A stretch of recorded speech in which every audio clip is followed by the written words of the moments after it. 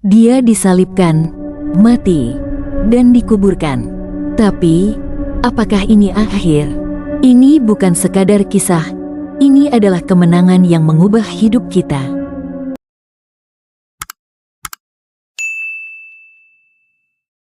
Yerusalem dipenuhi dengan orang-orang yang datang untuk merayakan Hari Raya Paskah. Jalan-jalan penuh dengan para peziarah, pedagang, dan suara riuh perayaan. Namun, di tengah keramaian ini, sebuah peristiwa besar akan segera terjadi. Di sebuah ruangan yang tenang, Yesus duduk bersama murid-muridnya untuk merayakan Paskah.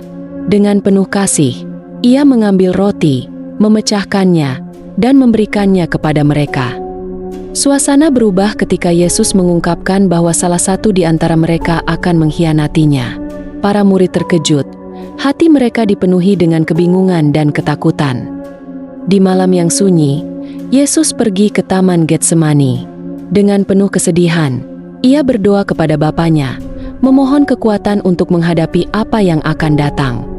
Sementara Yesus berdoa, murid-muridnya tertidur. Dalam kegelapan malam, pasukan bersenjata mendekat, dipimpin oleh seseorang yang pernah menjadi bagian dari mereka, Yudas Iskariot. Yudas mendekati Yesus dan menciumnya, tanda pengkhianatan yang telah disepakati. Seketika, para prajurit menangkap Yesus, dan para murid terpencar dalam ketakutan. Ketakutan meliputi para murid. Mereka yang sebelumnya bersumpah setia kini melarikan diri, meninggalkan sang guru sendirian menghadapi penangkapan. Kemudian Yesus dibawa ke hadapan imam besar. Dengan penuh kemarahan, para pemimpin agama mencari alasan untuk menghukumnya, tetapi Yesus tetap diam, menerima segala tuduhan dengan tenang. Dibawa ke hadapan gubernur Romawi, Pontius Pilatus, Yesus tetap tenang saat orang banyak berseru agar Ia dihukum mati. Pilatus ragu, tetapi tekanan dari massa membuatnya mengambil keputusan. Yesus dihukum cambuk dengan kejam. Setiap pukulan mencabik tubuhnya, namun Ia tetap bertahan, tanpa perlawanan, demi menggenapi rencana keselamatan. Para prajurit Romawi mengejek Yesus, menaruh mahkota duri di kepalanya, dan berpura-pura menyembahnya. Mereka tidak tahu bahwa yang mereka hina adalah raja atas segala raja. Dengan tubuh penuh luka, Yesus dipaksa memikul salibnya menuju tempat penyaliban. Setiap langkah terasa berat, namun Ia tetap melangkah, dengan kasih yang tak tergoyahkan. Di tengah perjalanan, seorang pria bernama Simon dari Kirene dipaksa membantu Yesus memikul salib. Meski awalnya terpaksa, Simon akhirnya menyadari bahwa ia sedang membantu Sang Juru Selamat. Di atas bukit Golgota, tangan dan kaki Yesus dipaku ke kayu salib. Ia ditinggikan di antara dua penjahat, menanggung penderitaan yang seharusnya bukan miliknya. Di bawah salib, Maria ibunya, Yohanes, dan beberapa murid lainnya menangis melihat penderitaan Sang Mesias.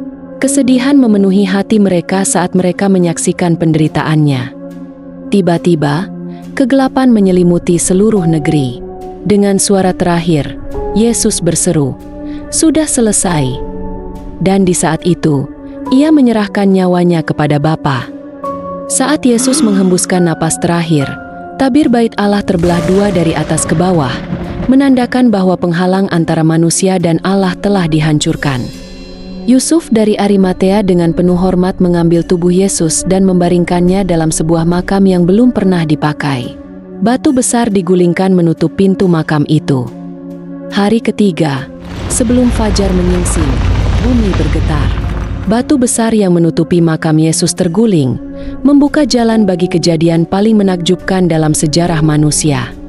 Ketika para wanita datang untuk mengurapi tubuhnya, mereka menemukan makam kosong. Seorang malaikat duduk di atas batu dan berkata, "Ia tidak ada di sini. Ia telah bangkit." Maria Magdalena dan wanita-wanita lainnya berdiri terkejut dan bersukacita. Mereka berlari untuk memberitahukan kabar luar biasa ini kepada para murid. Para murid berkumpul dalam ketakutan di sebuah ruangan, masih sulit mempercayai apa yang telah terjadi. Ketidakpastian memenuhi hati mereka. Tiba-tiba, Yesus berdiri di tengah-tengah mereka. "Damai sejahtera bagi kamu," katanya. Ketakutan berubah menjadi sukacita saat mereka melihat guru mereka hidup kembali. Di atas sebuah bukit, Yesus memberikan perintah terakhir kepada murid-muridnya. "Pergilah, jadikan semua bangsa muridku, dan ajarkan mereka segala yang telah kuperintahkan kepadamu." Dengan penuh kemuliaan, Yesus terangkat ke surga di hadapan murid-muridnya. Mereka menyaksikan dengan penuh harapan, mengetahui bahwa janji keselamatan telah digenapi. Murid-murid tetap menatap ke langit, hingga suara malaikat berkata, "Ia akan datang kembali dengan cara yang sama seperti kamu melihatnya naik ke surga." Dengan hati yang penuh iman, mereka bersiap untuk memberitakan Injil ke seluruh dunia. Paskah bukan hanya tentang kematian dan kebangkitan Yesus, tetapi tentang harapan yang hidup.